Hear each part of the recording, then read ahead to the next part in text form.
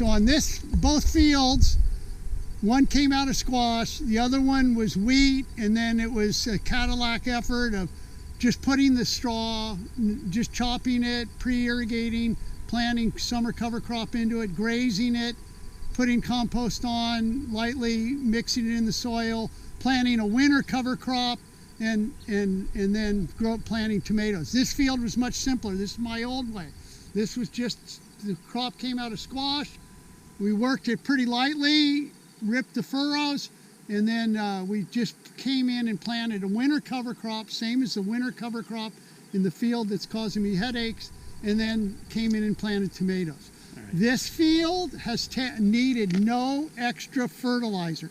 The other field, we have spent almost $250 an acre on foliars and granular trying to get the plants to grow.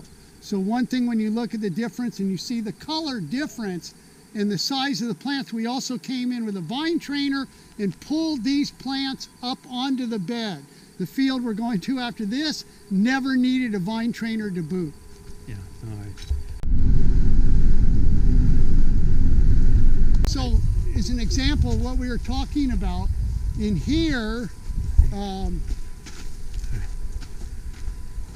so you can see the advantage if you look at the color. You're going to see these 6 rows here are lighter than the rest of the field. The reason is we didn't put any granular or foliar on these rows to have as a comparison.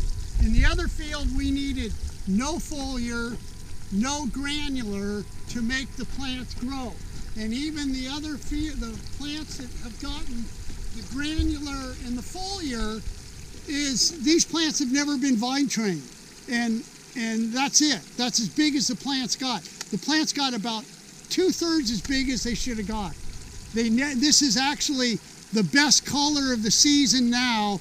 The fertility, maybe from the granular and the foliar, and from last year, from what we did with the compost cover crops, maybe we're getting a little kicker, but it's too late, too little. The fruit load should be about that height, but across the bed. This is about that height, but it's only about 2/3 of the bed is covered by tomatoes.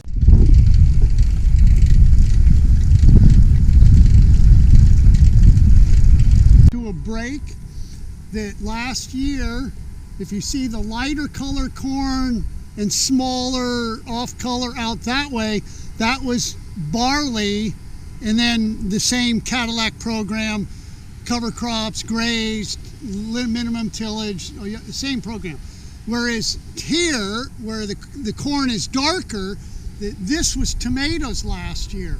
So after the tomatoes, we just went in and put cover crop on, incorporated, planted. So both sections got the same winter vetch cover crop. This was tomatoes last summer. This was summer cover crop and no-till wheat straw and grazing. And the corn has dragged its heels all year. I expect probably a 30 to 50% yield reduction, whereas this corn is more just like normal corn for us.